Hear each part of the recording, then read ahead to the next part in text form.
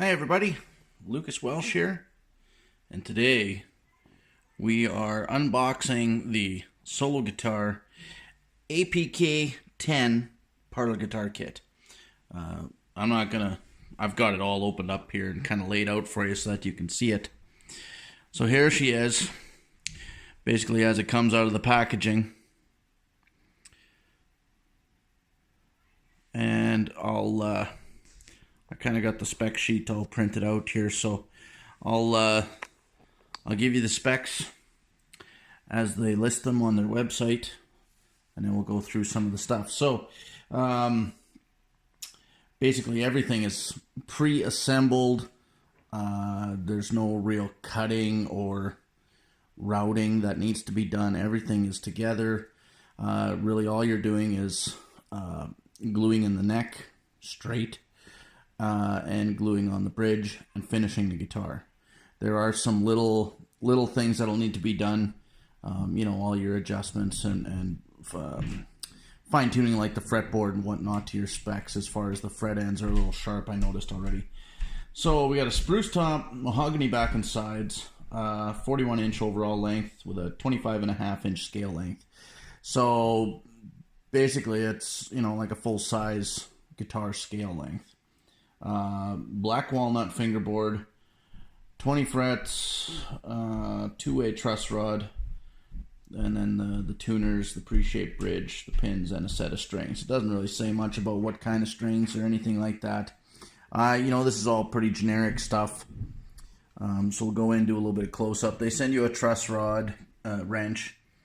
The tuners, again, they're, fairly generic style tuners, but this kit retails $249.99 Canadian. So to get a kit that's assembled to this point and put together with what I'm assuming is solid woods, for $250, that's a pretty good buy. Pretty good buy. Okay, so I'm going to go through the negatives that I've found, just because there's not very many of them. It'll be quicker. So the one thing that I did notice right off the bat, and you can see it here in the light, is that the tongue extension here has some scallop. It almost looks like they brushed it up against a spindle sander, but that's pretty minor. We'll feather that down a little bit and make that up nice. The fret ends, like I mentioned, are sharp. They're going to need to be, dressed up a little bit, which, honestly, if you expected to get a do-it-yourself kit that had nothing to do yourself, that wouldn't be much of a kit. So this kit here, I'm going to be building with my daughter. It's part of her Christmas gift, and we're going to go at it like that. There's a couple little minor details. We're going to clean up these peg holes a little bit. They're a little rough, and there's a little bit of loose material here and there. Some edges that can be cleaned up a little bit. I didn't really notice anything as far as, major gaps in the binding. The binding is sharp, and I do mean sharp. That is very crisp and sharp. It's got a good look to it. It's it has not been pore filled or anything like that, and I don't think I'm going to pore fill it. We're not really worried about a super high gloss finish here. So everything has been done nicely. The binding has been, done quite nicely, and it's flush. There were a couple little spots I noticed. I can't just see them right now, but like here, and I can't even pick that up in the camera. There's just a little bit of scraping that we're gonna do just to clear a few little defects here and there. So my plan of attack here is to get the fit down the neck. I've tried the neck in the pocket, and it goes 90% of the way.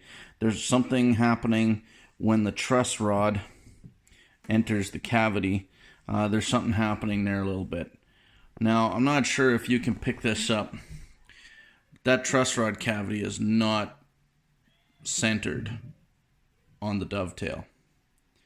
But the dovetail on the neck is offset a wee little shade too, and I'm guessing that's to compensate so that everything will still be square to the body of the guitar.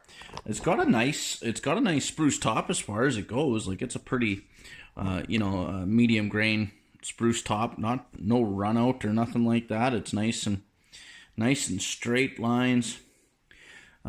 Two piece, in the back too. Flip it over here so we can get a little bit of a look at the back. A nice back again. Nothing crazy. A nice two-piece back. I don't think I would consider that book matched yet. It's very close. It's very nice. So, and there's going to be some nice color pop up in that there. What else can I tell you? The bracing on the top, it's an X-brace top, and it's scallop bracing, which I was really surprised to feel. I reached in there and I felt the bracing. And so I was really quite pleasantly surprised.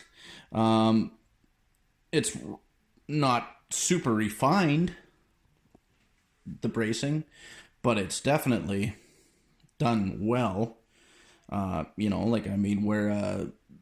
Where a custom handmade guitar might have, the edges all rolled off or tapered out a little bit to make a little bit more of a point and the scallop. There's none of that. It's basically just scalloped. But again, I was just thrilled that it was scalloped to begin with. So the biggest thing that I see is getting the neck fit in. Is just going to take a little bit of finagling there. I think what's happening is it's getting bogged down right in there. There's a little step, and I think that's interfering with the neck seating fully down. Other than that, the neck pocket is tight so far. The neck itself is a nice enough piece of wood and a nice profile. A little volute there, and nice heel cap. And like I said, the fretboard is bound. Again, something that I really wasn't expecting to find on a kit guitar. In this dollar figure, something that was $600-700 kit, okay, then I would expect maybe more appointments like is on here, like that binding is nice. It's nice. The rosette is an actual rosette, an inlaid rosette. It's not hand painted on there or nothing. It's actually inlaid. Again, I was just tickled pink. So overall, I'm really quite happy so far. We're going to get the neck fit in and make sure that everything is square and straight and true. And then we're going to find the bridge location. There's a couple things that I'm noticing. I'm torn. I know they masked it off so that a person could scrape back the finish and put it on. I'm not sure if how I'm going to do that just 100% yet. I might actually, once I've got everything together, I might locate the bridge and just glue it and do the finish work. I know I may not get 100%, like I might just mask off the bridge itself. So I got to check. So once I got the neck on, then I got to check for my scale, locate the bridge, and then I got to check for my neck angle to make sure I'm going to have the right string, be able to acquire the right string height, or I might have to take some of the material off of that bridge. It's a little high. It looks a little thick to me, but overall, again, really happy with the kit so far, the way everything looks and seems to want to fit together. It shipped fast.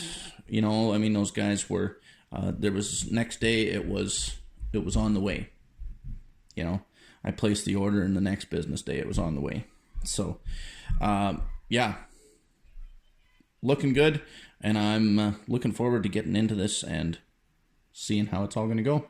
We'll keep you apprised. If you like what you're seeing and you want to see more, hit the like and subscribe on the channel, and you'll get the notification when I, once I start doing my series on the build on this, which shouldn't be much of a series, really. It should only take a few videos to get her down. We'll do one of the setup and the assembly, and then another one of the finishing. My daughter's got some graphic work that she wants to do on it. She's quite the artist, so she wants to, do some finish, like some personalize it a little bit with some decorative art on there. And so I gotta do a little bit of research there too, and make sure that I'm putting the right something down that she can work on.